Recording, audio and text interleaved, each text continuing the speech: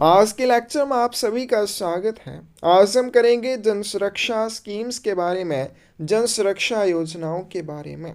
Central government of India के द्वारा 3 तरह की जन सुरक्षा योजनाएं प्रदान की जाती हैं। 3 तरह की जन सुरक्षा योजनाएं कौन कौन सी हैं? प्रधानमंत्री सुरक्षा बीमा योजना, प्रधानमंत्री जीवन ज्योति बीमा योजना और अटल पेंशन योजना। ये 3 तरह की योजनाएं सेंट्रल गवर्नमेंट ऑफ इंडिया के द्वारा प्रदान की जाती हैं और इन्हें जन सुरक्षा योजनाएं, जन सुरक्षा स्कीम्स कहा जाता है। इनके बारे में डिटेल में करेंगे। सबसे पहले हमारे पास आता है प्रधानमंत्री सुरक्षा बीमा योजना। स्कीम डिटेल्स, जो भी योजना है उसके विवरण। प्रधानमंत्री सुरक्षा बीमा योजना is an accident insurance scheme offering accidental death and disability cover for death or disability on account of an accident। प्रधानमंत्री सुरक्षा बीमा योजना एक एक्सीडेंटल इंश्योरेंस स्कीम है, दुर्घटना बीमा योजना है। यानी कि इस योजना के तहत जो इंश्योरेंस कवर दिया जाता है वो किस चीज़ के लिए दिया जाता है? एक्सीडेंट या दुर्घटना की वजह से किसी की मृत्यु हो जाती है या फिर कोई विकलांग हो जाता है, उसके लिए इस योजना के तहत इंश्योरेंस कवर दिया जाता है। तो ये क्या है? एक एक्सीडेंटल इंश्योरेंस स्कीम है। दुर्घटना के कारण किसी की मृत्यु होती है या कोई विकलांग हो जाता है तो उसको इसमें इंश्योरेंस कवर मिलता है। It would be a 1 year cover, renewable from year to year. ये 1 वर्ष की अवधि के लिए होता है। यानी कि एक बार जब आप प्रीमियम देंगे, एक बार आपके द्वारा जब प्रीमियम दिया जाएगा, वो प्रीमियम 1 वर्ष की अवधि तक आपको इंश्योरेंस कवर दिलवाएगा। लेकिन किस अवधि से लेकर किस अवधि तक वो आगे आएगा, लेकिन ये 1 वर्ष के लिए इंश्योरेंस आपको प्रोवाइड करती है। This scheme would be offered or administered through public sector general insurance companies and other general insurance companies willing to offer the product on similar terms with necessary approvals and tie up with bank or post office for this purpose। तो ये योजना जो है सार्वजनिक क्षेत्र की सामान्य बीमा कंपनियां या अन्य सामान्य बीमा कंपनियों के माध्यम से पेश या प्रशासित की जाती है। कौन इनको ऑफर करता है या एडमिनिस्टर करता है? तो public sector general insurance companies या फिर अदर जर्नल इंश्योरेंस कंपनीज इनको ऑफर करती हैं या प्रशासित करती हैं। किसके माध्यम से? बैंक्स के माध्यम से या पोस्ट ऑफिस के माध्यम से। तो बैंकों या डाकघरों के माध्यम से public sector general insurance companies या जर्नल इंश्योरेंस कंपनीज ऑफर करती हैं या प्रशासित करती हैं। पार्टिसिपेटिंग बैंक्स और post office will be free to engage any such insurance company for implementing this scheme for their subscribers. अब कोई भी ग्राहक प्रधानमंत्री सुरक्षा बीमा योजना में अगर जुड़ेगा, डायरेक्टली जाके इंश्योरेंस कंपनी से नहीं जुड़ता है। कैसे जुड़ता है? या तो वो किसी बैंक के माध्यम से जुड़ेगा या किसी पोस्ट ऑफिस के माध्यम से जुड़ेगा। अगर वो किसी बैंक के माध्यम से जुड़ता है या पोस्ट ऑफिस के माध्यम से जुड़ता है, क्योंकि इंश्योरेंस देने वाली public sector general insurance companies बहुत सारी हैं या जर्नल इंश्योरेंस कंपनीज भी बहुत सारी हैं, तो किस इंश्योरेंस कंपनी के माध्यम से आपको प्रधानमंत्री सुरक्षा बीमा योजना का कवर मिलेगा, वो चीज कौन डिसाइड करता है? उस बैंक या पोस्ट ऑफिस के द्वारा उस चीज को डिसाइड किया जाएगा जिसके माध्यम से आप इस योजना में एनरोल होते हैं या जुड़ते हैं। स्कोप ऑफ कवरेज की बात करें, ऑल इंडिविजुअल बैंक और post office account holders in age group of 18 to 70 years in participating bank और post office will be entitled to join. इसमें कौन ज्वाइन हो सकता है? कोई भी व्यक्ति जिसकी आयु 18 से 70 वर्ष के बीच में होगी वो इसमें जुड़ सकता है। इसके माध्यम से बैंक या पोस्ट ऑफिस के माध्यम से। तो कोई भी व्यक्ति जो बैंक या पोस्ट ऑफिस में अकाउंट होल्डर होना चाहिए, उसका पोस्ट ऑफिस या बैंक में खाता होना चाहिए और उसकी आयु 18 से 70 वर्ष के बीच में होनी चाहिए, तो वो क्या कर सकता है? प्रधानमंत्री सुरक्षा बीमा योजना में जुड़ सकता है। In case of multiple bank or post office accounts held by an individual in one or different banks or post office, the person would be eligible to join the scheme through one bank or post office account only. तो कोई भी व्यक्ति अगर प्रधानमंत्री सुरक्षा बीमा योजना में जुड़ेगा, या तो वो बैंक के माध्यम से जुड़ सकता है या पोस्ट ऑफिस के माध्यम से जुड़ सकता है। हो सकता है किसी व्यक्ति के एक से ज़्यादा बैंक में खाते हों, तो वो सिर्फ एक ही अकाउंट के माध्यम से इसमें जुड़ेगा, या वो पोस्ट ऑफिस के माध्यम से भी जुड़ सकता है। तो सिर्फ एक ही प्रधानमंत्री सुरक्षा बीमा योजना वो ले सकता है। ऐसा नहीं कि अगर एक बैंक में खाता है, एक पोस्ट ऑफिस में, दोनों जगह से जुड़ गया, नहीं। अगर उसने पोस्ट ऑफिस में पोस्ट ऑफिस के माध्यम से इस योजना में एनरोल हो जाता है, तो बैंक के माध्यम से नहीं हो सकता। अगर बैंक के माध्यम से होता है तो पोस्ट ऑफिस के माध्यम से नहीं होगा। तो चाहे उसके कितने भी बैंक खाते हों, चाहे उसके पोस्ट ऑफिस में भी कोई खाता हो, वो सिर्फ एक ही पोस्ट ऑफिस या फिर बैंक के माध्यम से इस योजना में जुड़ सकता है। Aadhaar would be the primary KYC for the bank और पोस्ट ऑफिस अकाउंट। बैंक या डाकघर खाते के लिए आधार प्राथमिक केवाईसी के रूप में रहेगा। एनरोलमेंट मोडेलिटी और पीरियड की बात करें, the cover shall be for the 1 year period stretching from 1 June to 31 May. जैसे हमने शुरू में ही किया कि प्रधानमंत्री सुरक्षा बीमा योजना एक इंश्योरेंस कवर आपको देता है 1 वर्ष की अवधि के लिए। 1 वर्ष की अवधि कब से लेकर कब तक रहेगी? तो इसमें जो आपको इंश्योरेंस कवर दिया जाएगा 1 जून से लेके 31 मई के बीच तक दिया जाएगा। इंश्योरेंस कवरेज की शुरुआत कब से होगी? 1 जून से होगी और 31 मई तक रहेगी। 1 वर्ष की अवधि तक आपको ये इंश्योरेंस कवरेज दिया जाएगा। दिया कैसे जाता है? For which option to join और pay by auto debit from the designated bank और पोस्ट ऑफिस अकाउंट। आप जिसके माध्यम से जुड़ते हैं, या आप बैंक के माध्यम से जुड़ रहे हैं या फिर आप पोस्ट ऑफिस के माध्यम से जुड़ेंगे, जिसके भी माध्यम से आप जुड़ते हैं, उस बैंक या उस पोस्ट ऑफिस के सेविंग अकाउंट से ऑटो डेबिट के माध्यम से इसमें आप ज्वाइन हो सकते हैं। यानी कि जो इसका प्रीमियम होगा ऑटो डेबिट होता है, खुद ब खुद आपके अकाउंट से कट जाएगा, आपको खुद जमा नहीं करना होता है। On prescribed form will be required to given by 31 May of every year. तो इसमें अगर आपको ज्वाइन होना है तो 31 मई तक आपको अपना आवेदन पोस्ट ऑफिस या बैंक में देना होता है। तो ये आ जाएगा आपके पास कि कैसे इसमें एनरोल होंगे। तो इसमें जो आपको इंश्योरेंस कवरेज दिया जाएगा 1 साल की अवधि के लिए दिया जाता है। कब से इसको काउंट किया जाता है? 1 मई से लेके 1 जून से लेके 31 मई तक इसको गिना जाएगा, काउंट किया जाएगा। इसमें जो प्रीमियम कटेगा वो कैसे कटता है? डेजिग्नेटेड बैंक या पोस्ट ऑफिस अकाउंट से ऑटो डेबिट होता है, और इसके लिए आपको जो निर्धारित प्रपत्र है हर वर्ष 31 मई से पहले जमा करना होता है। अगर आप इसमें ज्वाइन होना चाहते हैं तो 31 मई से पहले आपको इसमें एनरोल होना होता है। एक बार आप एनरोल हो जाएंगे तो फिर 1 साल के बाद खुद ब खुद आपके खाते से ऑटो डेबिट के माध्यम से प्रीमियम कटता रहेगा।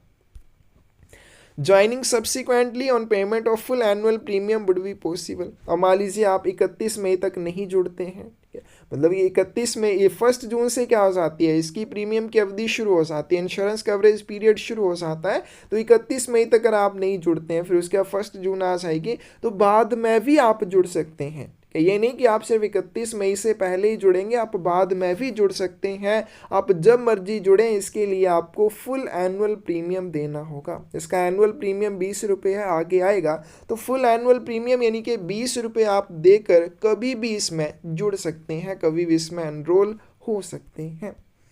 Individuals who exit the scheme at any point may rejoin the scheme in future years through the above modality।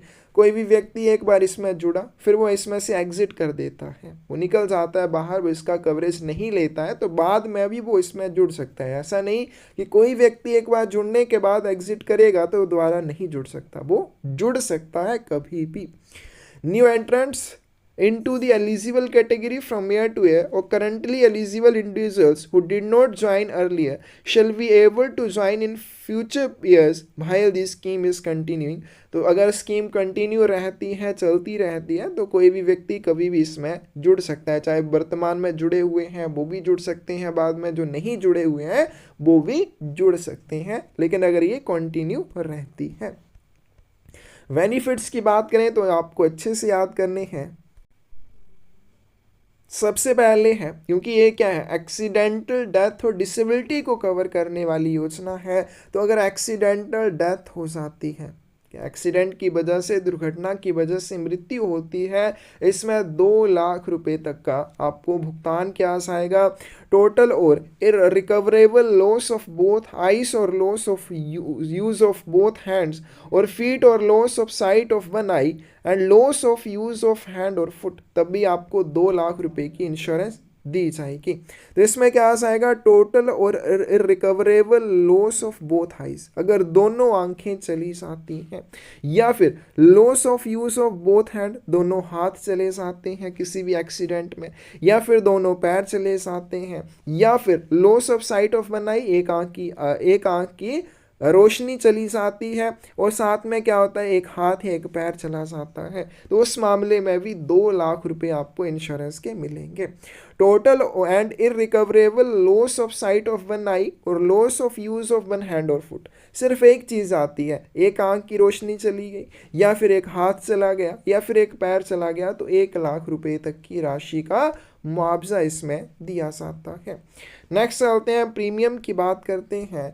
20 rupees पर एनुम पर मेंबर, एक व्यक्ति के लिए 1 वर्ष का प्रीमियम कितना है, 20 रुपये है।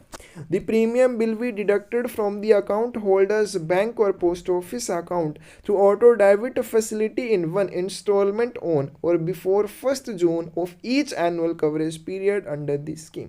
जैसे हमने बात की कि इसमें आपको 1 साल की अवधि की इंश्योरेंस मिलती है, कब से लेके कब तक, 1 जून से लेके 31 मई तक। तो कोशिश ये होती है कि आपके अकाउंट से जो ऑटो डेबिट होगा वो 1 जून से पहले या फिर 1 जून को हो जाएगा।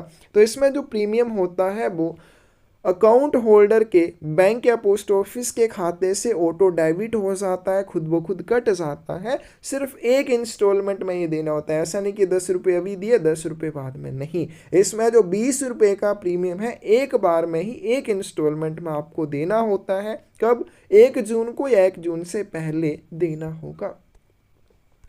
However, in cases where auto debit takes place after 1 जून, लेकिन मान लीजिए क्या होता है, किसी वजह से आप 1 जून से पहले या 1 जून को नहीं जुड़ पाते हैं, उसके बाद जुड़ते हैं, the cover shall commence from the date of auto debit of premium by bank और पोस्ट ऑफिस। तो जिस तारीख को आपके खाते से, चाहे वो बैंक का चाहे वो पोस्ट ऑफिस का खाता है, प्रीमियम डेबिट होगा, उसी तारीख से इंश्योरेंस कवरेज की शुरुआत होगी। यानी कि मान लीजिए आप 1 जून को नहीं जुड़ पाते हैं या उससे पहले नहीं जुड़ पाते हैं, आप क्या करते हैं, जुलाई मंथ को जुड़ते हैं। जिस तारीख को जुलाई मंथ में आपके खाते से 20 रुपये डेबिट होंगे, उस तारीख से इंश्योरेंस कवरेज पीरियड आपका शुरू हो जाएगा। The premium would be received based on annual claims experience, वार्षिक दावों के अनुभव के आधार पर प्रीमियम की समीक्षा की जाती है। यानी कि प्रीमियम बढ़ाना है या उसके साथ क्या करना है, किस चीज़ के ऊपर डिपेंड करता है, एनुअल क्लेम्स एक्सपीरियंस के ऊपर, कि पिछले वर्ष कितने सारे क्लेम आए, कितना क्लेम दिया गया, उसके आधार पर इन चीज़ों को बढ़ाया जाता है। एलिजिबिलिटी कंडीशंस की बात करें, इंडिविजुअल बैंक और post office account holders of participating banks और post office aged between 18 to 70 years who give their consent to join or enable auto debit as per the above modality will be enrolled into the scheme। इसमें कौन जुड़ सकता है, ऐसा कोई व्यक्ति जिसका बैंक या पोस्ट ऑफिस में खाता हो, जिसकी आयु 18 से 70 वर्ष के बीच में हो, और जो इस बात की सहमति देता है कि मेरे खाते से ऑटो डेबिट हो जाए, कोई बात नहीं, मुझे ऑटो डेबिट चलेगा, इस चीज़ की अगर वो सहमति देता है तो वो क्या करेगा, इस स्कीम में एनरोल हो सकता है। कौन सी स्कीम में, प्रधानमंत्री सुरक्षा बीमा योजना में। नेक्स्ट आते हैं मास्टर पॉलिसी होल्डर की बात करते हैं। पार्टिसिपेटिंग बैंक और post office will be the master policy holder on behalf of the participating subscriber. Master policy holder कौन रहेगा? व्यक्ति की तरफ से जो भी व्यक्ति इस योजना में एनरोल हो रहा है, उस व्यक्ति की ओर से भाग लेने वाला बैंक या पोस्ट ऑफिस इस योजना में मास्टर पॉलिसी होल्डर रहेगा। यानी कि कोई भी व्यक्ति अगर पोस्ट ऑफिस के माध्यम से इस स्कीम में एनरोल होता है तो मास्टर पॉलिसी को होल्डर कौन हो जाएगा? पोस्ट ऑफिस हो जाएगा। A simple and subscriber friendly administration and claim settlement process has been finalized by the respective general insurance company in consultation with the participating banks। सहभागी बैंकों के परामर्श से संबंधित सामान्य बीमा कंपनी द्वारा सरल और ग्राहक अनुकूल प्रशासन और दावा निपटान प्रक्रिया को अंतिम रूप दिया गया है। नेक्स्ट चलते हैं टर्मिनेशन ऑफ कवर। कवर की समाप्ति, जो इंश्योरेंस कवरेज पीरियड है उसकी समाप्ति कब हो जाती है? The accident cover for the member shall terminate on any of the following events and no benefit will be payable thereunder। सदस्य के लिए दुर्घटना बीमा कवर कब खत्म हो जाएगा और उसके दौरान बीमा कवर जब खत्म हो गया उसके बाद अगर कुछ होता है तो कोई भी बेनिफिट नहीं मिलते हैं। ऑन अटेनिंग एज 70 ईयर्स, अगर किसी व्यक्ति की आयु 70 वर्ष हो जाती है, क्योंकि 18 से 70 वर्ष की आयु के बीच का कोई व्यक्ति इसमें एनरोल होगा, अब उसकी आयु 70 वर्ष हो जाएगी, उस समय के बाद उसको इसमें कोई भी लाभ नहीं मिलेगा। Closure of account with the bank और पोस्ट ऑफिस और insufficiency of balance to keep the insurance in force. जिसके भी माध्यम से आप जुड़े थे, बैंक के माध्यम से या पोस्ट ऑफिस के माध्यम से, उसके खाते में बैलेंस इनसफिशिएंट हो गया, ठीक है, जो बैलेंस था आपका वो कम हो गया या फिर आपने वहाँ पे खाता बंद कर दिया, तो जिस भी खाते के माध्यम से आपका ऑटो डेबिट हो रहा था वो खाता आप बंद करवा देते हैं या उसमें बैलेंस नहीं रहता है कि ऑटो डेबिट हो पाए, तो फिर आपका जो इंश्योरेंस पॉलिसी है वो भी बंद हो जाएगी। In case a member is covered through more than one account and premium is received by the insurance company, insurance cover will be restricted to one bank or post office account only and the premium paid for duplicate insurances shall be liable to be forfeited। तो मान लीजिए क्या हो रहा है, अब ये भी चीज़ आपने ध्यान में रखनी है। कई बार आप बैंक में जाते हैं, अकाउंट ओपन करते हैं तो वो साथ में आपका प्रधानमंत्री सुरक्षा बीमा योजना वाला फॉर्म भी भर देते हैं आपको बिना बताए। उधर पोस्ट ऑफिस में भी आपका प्रधानमंत्री सुरक्षा बीमा योजना का प्रीमियम कट रहा है, उधर बैंक में भी कटना शुरू हो गया, तो सिर्फ आपको एक ही जगह से इंश्योरेंस कवरेज मिलेगा, दूसरी जगह पे आपका प्रीमियम कटा जो होगा उसको फॉरफिट कर लिया जाएगा, वो जब्त हो जाता है। तो सिर्फ एक ही खाते के माध्यम से आपको इसमें बेनिफिट होगा। अगर दूसरे खाते के माध्यम से भी आपका ऑटो डेबिट हुआ है तो वो राशि आपको नहीं मिलती है, वो फॉरफिट कर ली जाती है, जब्त कर ली जाती है। If the insurance cover is seized due to any technical reason such as insufficient balance on due date or due to any administrative issues, the same can be reinstated on a receipt of full annual premium subject to conditions that may be laid down. During this period, the risk cover will be suspended and reinstatement of risk cover will be at the sole discretion of insurance company। यदि किसी तकनीकी कारण की, जैसे आप दे तिथि पर अपर्याप्त शेष राशि थी आपके खाते में, या किसी प्रशासनिक मुद्दे के कारण बीमा कवर बंद हो जाता है, इंश्योरेंस कवर जो है वो सीज हो जाता है, बंद हो जाता है, क्यों? किसी टेक्निकल रीज़न की वजह से, जैसे आपके खाते में बैलेंस नहीं था या फिर किसी भी एडमिनिस्ट्रेटिव इशू की वजह से, तो क्या हो जाएगा इसमें, इसे पूर्ण वार्षिक प्रीमियम प्राप्त होने पर बहाल किया जा सकता है। यानी कि मान लीजिए 1 जून तक जो आपका प्रीमियम 20 रुपये का जाना चाहिए था, किसी वजह से वो नहीं जा पाता है, या तो आपके खाते में बैलेंस इनसफिशिएंट था या किसी प्रशासनिक कारण की वजह से, तो जब भी बाद में 1 जून के बाद जब भी आप वो 20 रुपये का प्रीमियम देंगे, तब से उसकी जो भी इंश्योरेंस कवरेज पीरियड है वो क्या हो जाएगा, फिर से शुरू हो जाएगा। Participating banks will deduct the premium amount in the same month when the auto debit option is given। जब भी ऑटो डेबिट ऑप्शन दी जाती है उसी मंथ पार्टिसिपेटिंग बैंक या पोस्ट ऑफिस प्रीमियम खाते से काट लेता है, preferably in may of every year. तो कोशिश की जाती है कि हर वर्ष मई मंथ में ही इसको डिडक्ट किया जाए and remit the amount due to insurance company in that month itself. और फिर जो बैंक या पोस्ट ऑफिस के द्वारा ऑटो डेबिट के माध्यम से प्रीमियम काटा जाएगा वो उस इंश्योरेंस कंपनी को भेज दिया जाएगा जिस इंश्योरेंस कंपनी के माध्यम से बैंक या पोस्ट ऑफिस आपको इसमें इंश्योरेंस कवर प्रदान कर रहा है। एडमिनिस्ट्रेशन की बात करें, this scheme subject to the above will be administered as per the standard procedure stipulated by the insurance company. योजना का संचालन कैसे किया जाता है? बीमा कंपनी द्वारा निर्धारित मानक प्रक्रिया के अनुसार किया जाता है। It will be the responsibility of the participating bank और post office to recover the appropriate annual premium from the account holders within the prescribed period through auto debit process. तो ये उस बैंक या post office की जिम्मेदारी होगी जिसके माध्यम से कोई व्यक्ति प्रधानमंत्री सुरक्षा बीमा योजना में जुड़ रहा है कि वो पार्टिसिपेटिंग बैंक या पोस्ट ऑफिस क्या करे, निर्धारित अवधि के भीतर आपके खाते से ऑटो डेबिट के माध्यम से प्रीमियम को डिडक्ट करके इंश्योरेंस कंपनी तक पहुंचा दे। एनरोलमेंट फॉर्म और auto debit authorisation in the prescribed form shall be obtained and retained by the participating bank और पोस्ट ऑफिस। जो भी ग्राहक इसमें जुड़ेगा, एनरोल करेगा, उसका एनरोलमेंट फॉर्म साथ में उसने जो ऑटो डेबिट ऑथराइजेशन का परफॉर्मा भरा होगा, ये दोनों चीज़ें पार्टिसिपेटिंग बैंक या पोस्ट ऑफिस के द्वारा अपने पास रखी जाएंगी, ये इंश्योरेंस कंपनी को नहीं भेजी जाती। In case of claim the insurance company may seek submission of the same. अगर कभी किसी को भी क्लेम देना पड़े तो इंश्योरेंस कंपनी क्या बोल सकती है कि आप एनरोलमेंट फॉर्म या ऑटो डेबिट ऑथराइजेशन फॉर्म हमें भेजो। Insurance company reserves the right to call for these documents at any point of time.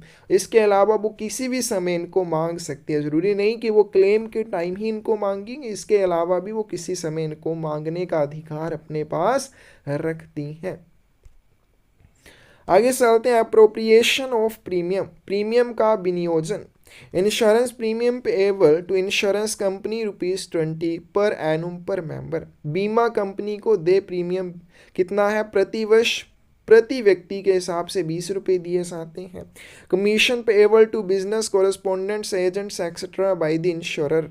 तो इंश्योरर जो भी रहेगा, बीमा करता जो रहेगा, उसके माध्यम से या उसके द्वारा व्यवसाय संवाददाताओं, एजेंटों आदि को कितना कमीशन दिया जाता है? ₹1, लेकिन सिर्फ नए नामांकन के लिए दिया जाएगा। ठीक है, पहली बार अगर कोई एनरोल हो रहा है उसी समय दिया जाएगा, अगर रीन्यू उसकी इंश्योरेंस का ये हो रही है तो तब नहीं दिया जाता। Administrative expenses payable to participating bank by insurer. क्या भाग लेने वाले बैंक को भी इसमें कमीशन दिया जाता है, कितना? ₹1 पर मेंबर के हिसाब से दिया जाता है। तो ये आ जाएगा प्रधानमंत्री सुरक्षा बीमा योजना के बारे में। नेक्स्ट आते हैं प्रधानमंत्री जीवन ज्योति बीमा योजना की बात करते हैं। This scheme will be a 1 year cover. ये भी 1 साल का कवर है। Renewable from year to year, हर साल इसको रीन्यू करना होता है। Insurance scheme offering life insurance cover for death due to any reason. जैसे हमने प्रधानमंत्री सुरक्षा बीमा योजना की बात की, उसमें किस डेथ को कवर किया जाता है? एक्सीडेंटल डेथ को। लेकिन प्रधानमंत्री सुरक्षा बीमा योजना में हर प्रकार की डेथ को कवर किया जाता है, चाहे वो एक्सीडेंटल हो चाहे वो नेचुरल हो। This scheme would be offered or administered through LIC और other life insurance companies। तो इसमें भी जो आपको इंश्योरेंस कवर दिया जाता है, ऑफर किया जाता है या प्रशासित किया जाता है, वो LIC या फिर अदर इंश्योरेंस कंपनीज के माध्यम से किया जाता है। तो आप LIC या अदर इंश्योरेंस कंपनी में डायरेक्ट जाके इसको नहीं करवाएंगे, आप किसी बैंक या पोस्ट ऑफिस के माध्यम से ही इस स्कीम में एनरोल होंगे। Participating banks will be free to engage any such life insurance company for implementing this scheme for their subscriber। तो ये भाग लेने वाले बैंक या कि आप जिसके माध्यम से जुड़े हैं, आप बैंक के माध्यम से या पोस्ट ऑफिस जहाँ से भी जुड़ते हैं, तो बैंक या पोस्ट ऑफिस ही इस चीज़ को डिसाइड करेगा कि किस लाइफ इंश्योरेंस कंपनी से आपको इंश्योरेंस कवर प्रोवाइड करना है। सब्सक्राइबर्स को या ग्राहकों को किस इंश्योरेंस कंपनी के माध्यम से इंश्योरेंस कवर मिलेगा, वो कौन डिसाइड करता है? भाग लेने वाला बैंक या पोस्ट ऑफिस करता है। Scope of coverage: all saving bank account holders in the age 18 to 50 years in participating banks will be entitled to join. इस योजना में कौन जुड़ सकता है? ऐसा व्यक्ति जिसका पोस्ट ऑफिस में या बैंक में अकाउंट होगा और जिसकी आयु 18 से 50 वर्ष के बीच में होगी. In case of multiple saving bank accounts held by an individual in one or different banks, the person would be eligible to join the scheme through one saving bank account only. एक मान लीजिए ऐसा व्यक्ति है जिसके ज़्यादा banks में खाते हैं और साथ में पोस्ट ऑफिस में भी है, तो वो कैसे जुड़ेगा? सिर्फ एक सेविंग अकाउंट के माध्यम से जुड़ेगा, फिर वो चाहे किसी भी बैंक का हो या फिर पोस्ट ऑफिस का हो, एक ही अकाउंट के माध्यम से जुड़ सकता है. Aadhaar would be the primary KYC for the bank account. Bank खाते के लिए आधार कार्ड प्राइमरी केवाईसी के रूप में होना चाहिए. एनरोलमेंट पीरियड की बात करें, the cover shall be for 1 year period stretching from 1st June to 31st May. जैसे हमने प्रधानमंत्री सुरक्षा बीमा योजना के लिए किया कि इंश्योरेंस कवरेज पीरियड 1 वर्ष की अवधि के लिए होगा, और ये जो 1 वर्ष की अवधि है कब से शुरू होती है? 1 जून से कब तक रहेगी? 31 मई तक. उसी तरह से प्रधानमंत्री जीवन ज्योति बीमा योजना में भी इंश्योरेंस कवरेज पीरियड 1 वर्ष का रहेगा, जो 1 जून से 31 मई के बीच में रहेगा. For which option to join or pay by auto debit from the designated individual bank or post office account. इसमें भी सेम चीज़ रहेगी, आपको निर्धारित बैंक या पोस्ट ऑफिस अकाउंट से ऑटो डेबिट करने की ऑप्शन देनी होगी. On the prescribed proforma will be required to given by 31 May of every year. इसमें जो आपको निर्धारित प्रपत्र है प्रधानमंत्री सुरक्षा बीमा योजना में जुड़ने के लिए 31 मई से पहले देना होगा या 31 मई तक देना होगा. Delayed enrolment for prospective cover is possible. अब जैसे हमने बात की प्रधानमंत्री सुरक्षा बीमा योजना की कि आपको 1 जून या उससे पहले इसमें जुड़ने के लिए आवेदन करना होगा. अगर बाद में भी करते हैं तो भी चल जाएगा, कोई इसमें दिक्कत नहीं है. उसमें आपको फुल प्रीमियम का भुगतान करना होगा कि जैसे 20 रुपये उसका प्रीमियम है तो 20 रुपये आपको शुरू में देने होंगे, जैसे कि अगर आप 1 मई तक जुड़ जाते हैं, 1 जून तक जुड़ जाते हैं. लेकिन अगर आप 1 जून तक नहीं जुड़ते हैं, उससे बाद जुड़ते हैं, तब भी आपको फुल प्रीमियम का भुगतान करना होगा, यानी कि 20 रुपये का भुगतान करना होगा. लेकिन प्रधानमंत्री जीवन ज्योति बीमा योजना में ऐसा नहीं है. आप अगर इस योजना में देरी से जुड़ते हैं, यानी कि आप इस योजना में अगर 31 मई तक नहीं जुड़ते हैं, उसके बाद जुड़ते हैं, तो प्रीमियम कैसे लिया जाएगा? जून महीने, जुलाई और अगस्त महीने में अगर आप इस योजना में जुड़ते हैं तो आपको पूरा एनुअल प्रीमियम देना होगा. इन 3 महीनों में जुड़ने पर पूरा एनुअल प्रीमियम देना होगा, यानी कि इसका टोटल एनुअल प्रीमियम 436 रुपये है. इंपॉर्टेंट है. प्रधानमंत्री सुरक्षा बीमा योजना में जुड़ने के लिए एनुअल प्रीमियम कितना है? 436 रुपये है. For enrolment in September, October and November. लेकिन अगर आप सितंबर, अक्टूबर या नवंबर मंथ में प्रधानमंत्री जीवन ज्योति बीमा योजना में जुड़ते हैं तो कितना प्रीमियम बनेगा? 342 रुपीज़ बनेगा. फिर अगर आप दिसंबर, जनवरी और फरवरी मंथ में जुड़ते हैं तो 228 रुपये. अगर आप क्या करते हैं, मार्च, अप्रैल और मई में जुड़ते हैं तो 114 रुपये का भुगतान करना होगा. Lien period of 30 days shall be applicable from the date of enrolment. नामांकन की तिथि से 30 दिनों की ग्रहणाधिकार अवधि लागू रहेगी. इसका क्या अर्थ हो जाएगा कि अगर आप इस योजना में जुड़ते हैं, इस योजना में जुड़ने के 30 दिनों के भीतर अगर आपको कुछ हो जाता है, डेथ हो जाती है या फिर कुछ भी और हो जाता है कि किसी वजह से डेथ हो जाती है, तो उस मामले में आपको इसमें कोई भी लाभ नहीं मिलेगा. इसमें लीन पीरियड कितने दिन का है? 30 दिन का है. जिस तरीके को आप नामांकन करते हैं उसके 30 दिनों के भीतर अगर कुछ भी हो जाता है तो इसमें कुछ भी नहीं मिलेगा. एनरोलमेंट मोडेलिटी की बात करें, the cover shall be for 1 year period stretching from 1 June to 31 May. इसमें भी सेम चीज़, 1 वर्ष की अवधि के लिए इंश्योरेंस कवर रहेगा 1 जून से लेकर 31 मई तक. Delayed enrolment for prospective cover is possible. इसमें अगर आप देरी से भी जुड़ते हैं तब भी चल जाएगा. तो इसमें क्या रहेगा? प्रीमियम उसी हिसाब से लिया जाएगा जैसे हमने अभी ऊपर किया. For subscribers enrolling for the first time on और आफ्टर 1 जून 2021। ऐसे ग्राहक जो 1 जून 2021 को इसमें पहली बार जुड़े या इसके बाद जुड़े हैं।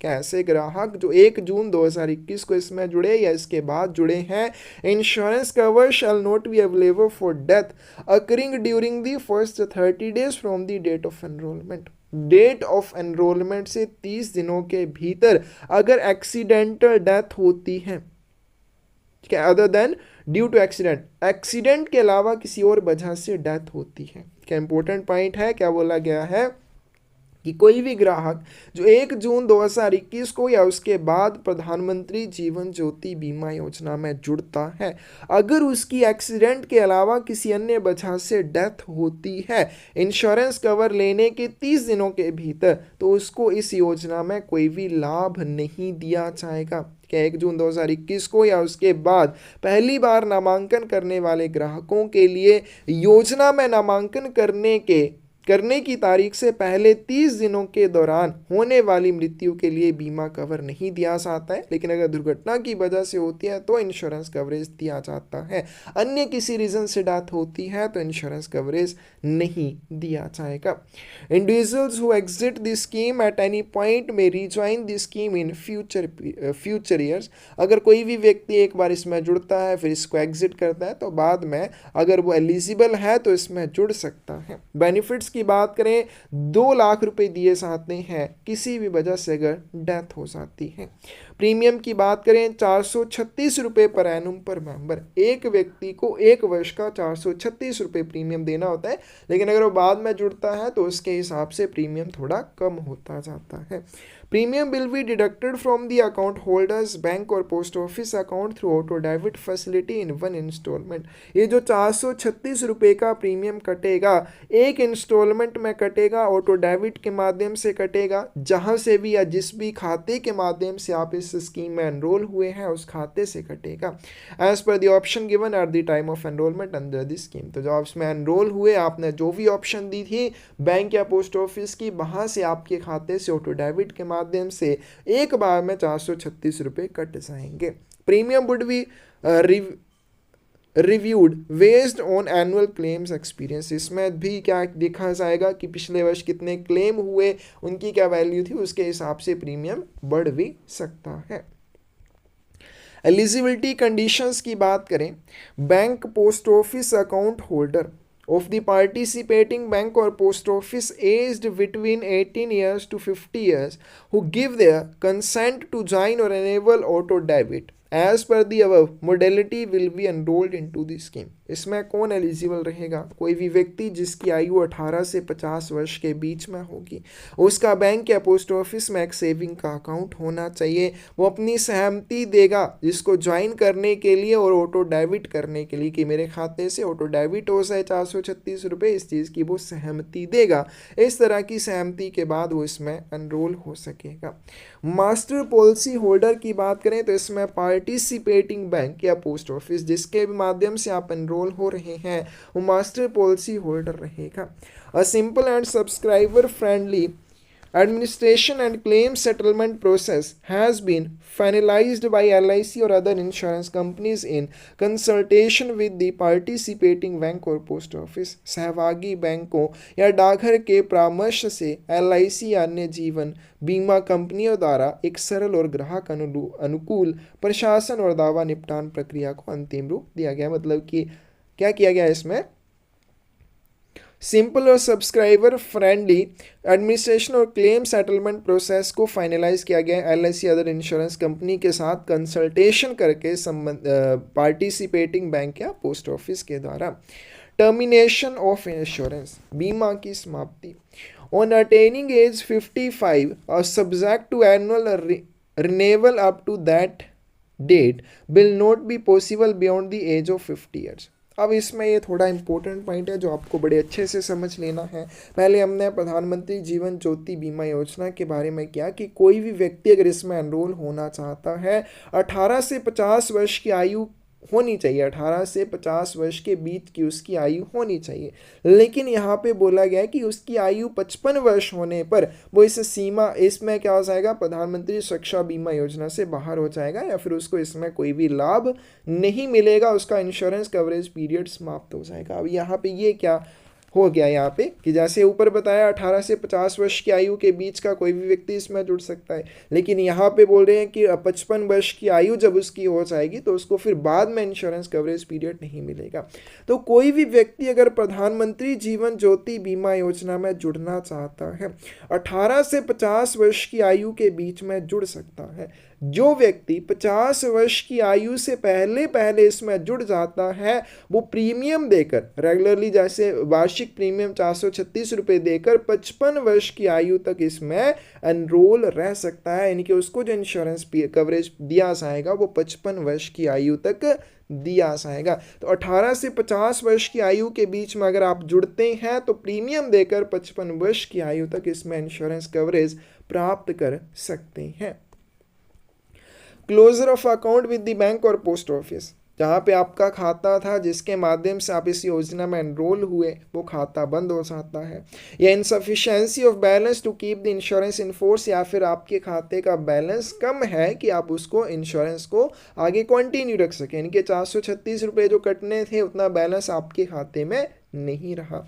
इन case member is covered under PMJJBY with LIC of India और other insurer through more than one account, कोई भी ऐसा मेंबर या कोई भी ऐसा व्यक्ति जो एक से ज़्यादा खातों के माध्यम से प्रधानमंत्री सुरक्षा बीमा योजना में जुड़ा हुआ हो, and premium is received by LIC और other company, insurance cover will be restricted to 2 lakh. तो वहाँ पे भी जो इंश्योरेंस कवर रहेगा वो 2 लाख रुपए का ही रहेगा। आपका एक बैंक से भी प्रीमियम कट रहा है, एक पोस्ट ऑफिस से प्रीमियम कट रहा है, 436 रुपये यहाँ से भी गए, यहाँ से भी गए, इसमें भी आपको 2 लाख रुपए का ही इंश्योरेंस कवरेज मिलेगा। ये नहीं कि 2 जगह से पैसे डेबिट हो रहे हैं तो 2 गुना इंश्योरेंस कवरेज हो जाएगा, नहीं, सिर्फ 2 लाख रुपए का ही इंश्योरेंस कवरेज रहेगा, और जिसके माध्यम से, क्या एक के माध्यम से आप ले सकते हैं, आप चूज कर सकते हैं, और दूसरे में जो भी आपका प्रीमियम कटा होगा उसको फोरफीट कर लिया जाएगा, वो फिर आपको नहीं मिलेगा।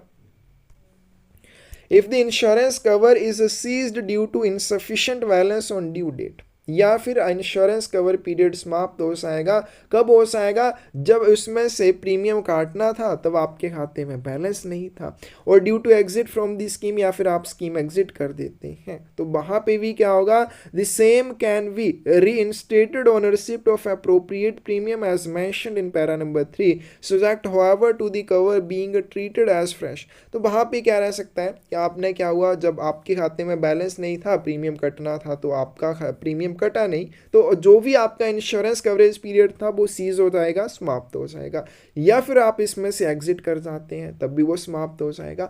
बाद में आप इसमें जुड़ सकते हैं, इसको रीज्वाइन कर सकते हैं। रीज्वाइन कैसे करेंगे, कितना प्रीमियम लगेगा, हमने ऊपर कह लिया कि इतने 3 महीनों में जुड़ेंगे 436 लगेगा, या उससे कम लगेगा, या उससे कम लगेगा, तो उस तरह का जो भी आप प्रीमियम देंगे उसके बाद आप इसमें जुड़ पाएंगे।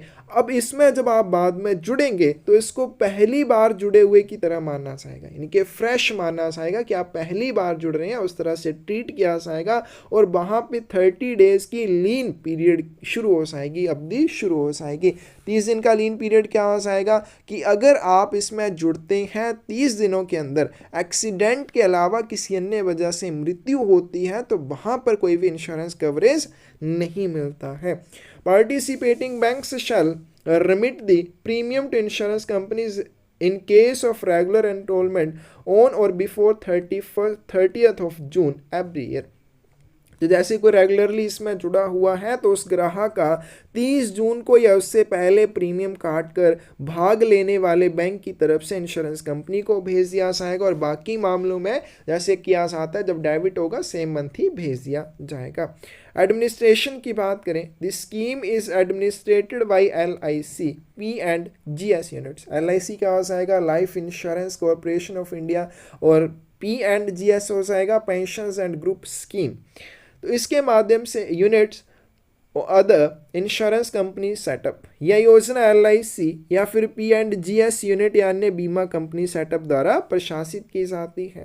It is the responsibility of the participating bank और post office to recover the appropriate premium in one instalment. तो भाग लेने वाले बैंक या पोस्ट ऑफिस की यह जिम्मेदारी होती है कि एक प्रीमियम में 436 रुपये या जो भी प्रीमियम बनता है उसको काट कर इंश्योरेंस कंपनी को भेज दे ऑटो डेबिट के माध्यम से, इनके खाते से ऑटो डेबिट करके इंश्योरेंस कंपनी तक उस प्रीमियम को समय से पहुंचाना भाग लेने वाले बैंक या पोस्ट ऑफिस की जिम्मेदारी रहती है।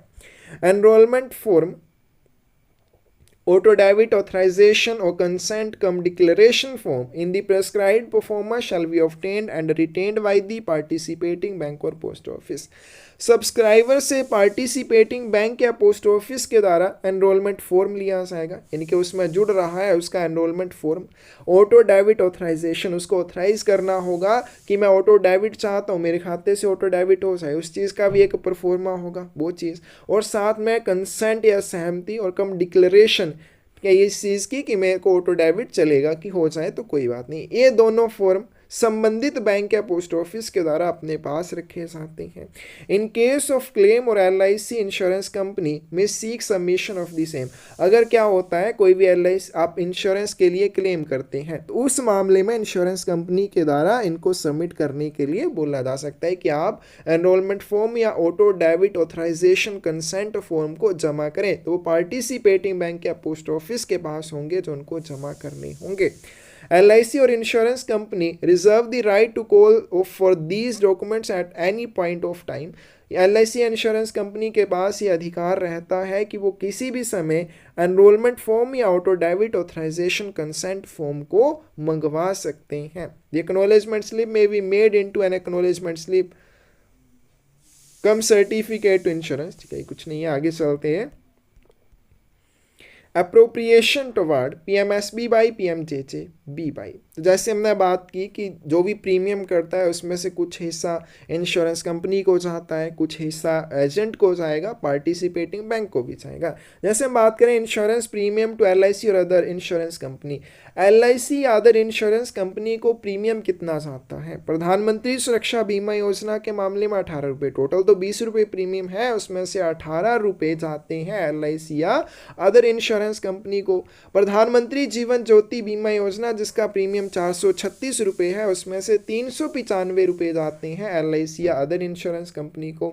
Reimbursement of expenses to BC और माइक्रो और कॉर्पोरेट एजेंट, क्या जिस भी एजेंट कॉर्पोरेट, माइक्रो या BC के माध्यम से व्यक्ति इसमें जुड़ता है। PMSBY के मामले में उसको 1 रुपया, PMJJBY के मामले में 30 रुपये। फिर उसके बाद जो भी पार्टिसिपेटिंग बैंक होता है उसको कितनी रीइंबर्समेंट मिलती है, उसको कितनी अदायगी होती है।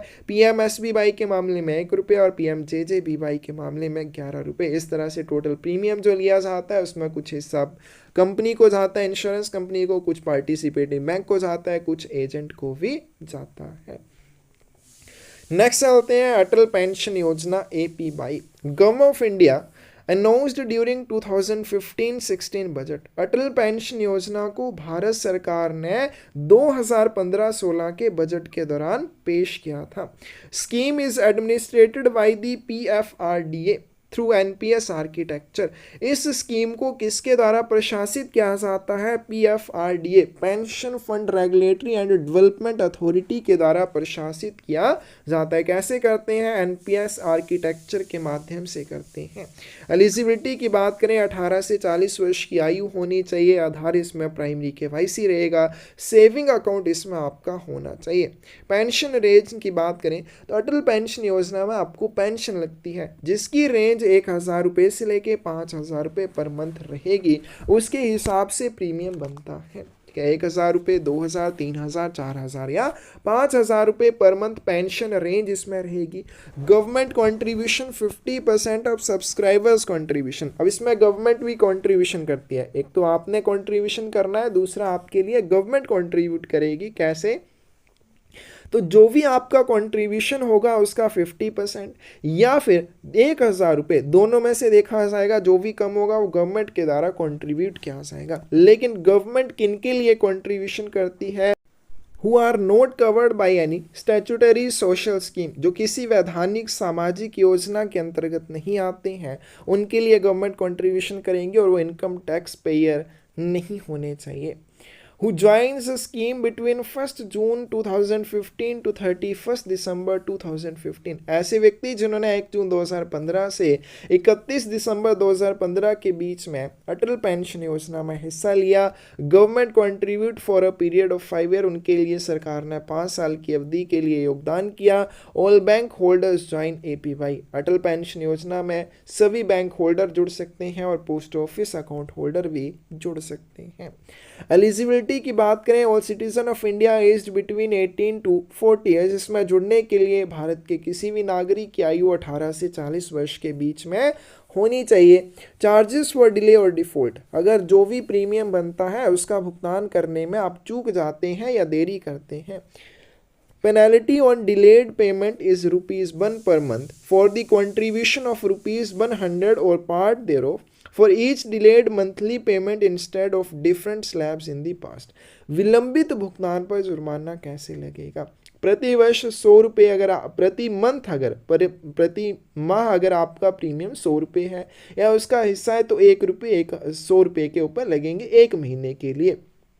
यानी कि अगर आपका 500 रुपये का प्रीमियम जाता है तो कितने लगेंगे इसमें 500 रुपये के ऊपर 5 रुपये लगेंगे। हर एक 100 रुपये के ऊपर 1 रुपया इसमें डिफ़ॉल्ट के रूप में लिया जाएगा। अगर 550 रुपये हो तो कितने लगेंगे 6 रुपये। 100 रुपये या उसके हिस्से के लिए 1 रुपया लिया जाएगा। पहले जो ये था अलग अलग हुआ करता था, इसकी स्लैब्स बनाई गई थी कि अगर 100 रुपये से लेके 500 तक प्रीमियम है तो इतने चार्जेस डिले के रूप में लिए जाएंगे, 500 से 1000 है तो इस तरह से। लेकिन अब क्या है, हर एक 100 रुपये के ऊपर 1 रुपया लिया जाता है। आगे चलते हैं, डिसकंटिन्यूएशन ऑफ पेमेंट्स, अगर आप भुगतान बंद कर देते हैं 6 महीने के बाद अकाउंट फ्रोज हो जाएगा, 12 महीने के बाद इसको डीएक्टिवेट कर दिया जाएगा और 2 साल के बाद या 24 महीनों के बाद खाते को बंद कर दिया जाएगा। नेक्स्ट चलते हैं, exit from APY, Atal pension Yojana से बाहर निकलना। On attaining the age of 60 years, 60 वर्ष की आयु प्राप्त होने पर, अब 18 से 40 वर्ष की आयु के बीच में आप इसमें ज्वाइन हो सकते हैं। एक चीज़ ध्यान रखनी कि अटल पेंशन योजना में जो आपका मिनिमम कंट्रीब्यूशन होना चाहिए वो 20 साल के लिए होना चाहिए। कि मिनिमम इसमें आपका जो कंट्रीब्यूशन रहेगा वो कम से कम 20 साल के लिए होना चाहिए। तो अगर इसमें एग्जिट कैसे करेंगे, अगर 60 वर्ष की आयु हो जाती है, the exit from APY is permitted at age with 100% annuity of pension wealth. जब 60 वर्ष की आयु हो जाएगी उस समय अनुमानित पेंशन धन के 100% वार्षिकीकरण के साथ आपको इससे एग्जिट करने की अनुमति दी जाती है। यानी कि जो भी आपकी पेंशन का पैसा बना होगा वो सारे का सारा वार्षिकी प्रीमियम के रूप में, यानी कि वो सारे का सारा पेंशन के रूप में यूज़ किया जाएगा। इस शर्त के साथ आप इसमें से एग्जिट करेंगे। बाहर निकलने पर पेंशन ग्राहक को दी जाएगी। इसमें ये नहीं है, जैसे हमने पिछली वीडियो में भी किया था कि क्या होता है नेशनल पेंशन सिस्टम में, आपको वहाँ पे ऑप्शन होती है कि आप क्या कर सकते हैं, एन्युटी उसमें दे सकते हैं कि आपका इतना पैसा जो पेंशन के रूप में मिले आपको और बाकी जो इकट्ठा लमसम में मिले। ऐसा अटल पेंशन योजना में नहीं है। इसमें 100% जो आपकी एन्युटी बनेगी वो आपकी पेंशन के लिए ही यूज़ की जाएगी। In case of death of subscriber pension would be available to the spouse, अगर ग्राहक की मृत्यु हो जाती है तो पेंशन उसकी पति या पत्नी को दी जाएगी। कि दंपत्ति में से एक की मृत्यु हो जाती है तो जो जीवित रहेगा पेंशन फिर उसको मिलेगी। अगर दोनों की मृत्यु हो जाती है तो जितना भी पेंशन का पैसा बचा होगा वो सारा एक साथ उनके नॉमिनी को दे दिया जाएगा। Exit from age of 60 years, अगर 60 वर्ष की आयु से पहले आप इसमें एग्जिट करते हैं। Exit from before 60 years of age is not permitted, 60 वर्ष से पहले इसमें से एग्जिट करने की अनुमति नहीं होगी। However, it is permitted only in exceptional circumstances, लेकिन exceptional circumstances में, असाधारण परिस्थितियों में इसमें से 60 वर्ष की आयु से पहले एग्जिट किया जा सकता है। In the event of death of beneficiary or terminal disease, अगर बेनिफिशरी की मृत्यु हो जाती है, उसको लाइलाज कोई बीमारी हो जाती है, In the event of death, the nominee can continue to subscribe till the date the original subscriber was eligible to subscribe. मृत्यु की स्थिति में नामित व्यक्ति उस तिथि तक सदस्यता जारी रख सकता है जिस तिथि तक मूल ग्राहक सदस्यता लेने के लिए पात्र था, यानी कि जिसकी मृत्यु हो गई वो किस समय तक इसमें रहने के लिए एलिजिबल था, उस समय तक उसका नॉमिनी भी इसको कंटिन्यू रख सकता है।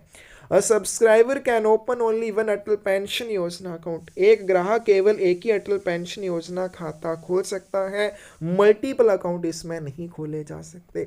Subscriber can choose to increase और decrease the pension amount once during a year. कोई भी ग्राहक जब इसमें जुड़ेगा तो एक वर्ष के दौरान एक बार पेंशन को बढ़ाने या घटाने का विकल्प चुन सकता है। नेक्स्ट चलते हैं इंसेंटिव स्ट्रक्चर पर सक्सेसफुल रजिस्ट्रेशन कंपैरिजन। अब क्या होता है, अगर आप प्रधानमंत्री सुरक्षा बीमा योजना, प्रधानमंत्री जीवन ज्योति बीमा योजना या एपीवाई में जुड़ते हैं, उसका जो प्रीमियम बनता है उसका कुछ हिस्सा किसी को मिलता है, कुछ किसी को, इस तरह से सभी को अलग अलग प्रीमियम मिलता है। तो जैसे हम बात करें any postal official GDS who bring APY form, क्या कोई भी पोस्टल ऑफिशियल या जीडीएस जो अटल पेंशन योजना का फॉर्म लाता है उसको कितने पैसे मिलते हैं, ठीक है। तो इसमें कुछ नहीं मिलेगा। प्रधानमंत्री जीवन ज्योति बीमा योजना में सिर्फ अटल पेंशन योजना का है, तो अटल पेंशन योजना का फॉर्म लाने वाले पोस्टल ऑफिशियल या जीडीएस को 25 रुपये मिलते हैं। जीडीएस पोस्टमैन और काउंटर पीए को प्रधानमंत्री सुरक्षा बीमा योजना के लिए 0.4 रुपीज़, प्रधानमंत्री जीवन ज्योति बीमा योजना के लिए 18 रुपये, अटल पेंशन योजना के लिए कुछ नहीं मिलता। काउंटर पीए को एडिशनल वर्क इन फाइनेकल में एडिशनल काम करने के लिए, जैसे उसको काउंटर पीए में अगर उसको ये 0.4 रुपीज़ मिले हैं, तो अगर वो फाइनेकल में भी इसको आगे प्रोसीड करेगा तो उसको 0.1 रुपीज़ और मिलेंगे। अगर प्रधानमंत्री जीवन ज्योति बीमा योजना तो 3 रुपये और मिलेंगे। अगर अटल पेंशन योजना है तो 6 रुपये मिलेंगे। तो ये आपने याद कर लेना है क्योंकि ये पूछा जाता है। तो ये थी आज की वीडियो जिसमें हमने जन सुरक्षा योजनाओं के बारे में किया। 3 तरह की जन सुरक्षा योजनाएं हैं, प्रधानमंत्री सुरक्षा बीमा योजना, जीवन ज्योति बीमा योजना और अटल पेंशन योजना। तीनों के बारे में अच्छे से करना है, बहुत इंपॉर्टेंट है, एग्जाम में बहुत बार यहाँ से क्वेश्चन पूछा गया है। कोई भी डाउट हो कमेंट सेक्शन में आप पूछ सकते हैं। किसी भी एग्जाम से रिलेटेड अगर कोई भी बुक चाहिए क्वेश्चन पेपर्स की या थ्योरी की, डिस्क्रिप्शन में आपको साइट का लिंक मिल जाएगा जहाँ से जाकर आप बुक ले सकते हैं। धन्यवाद।